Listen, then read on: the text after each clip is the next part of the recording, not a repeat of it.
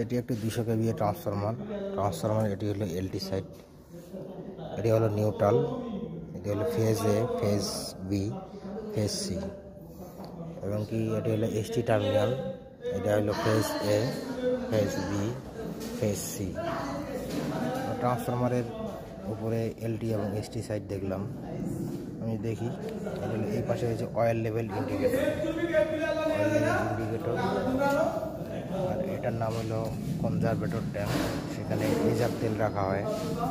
এখানে radiator, অয়েলকে cooling করার জন্য, এয়ার কুলিং করার জন্য।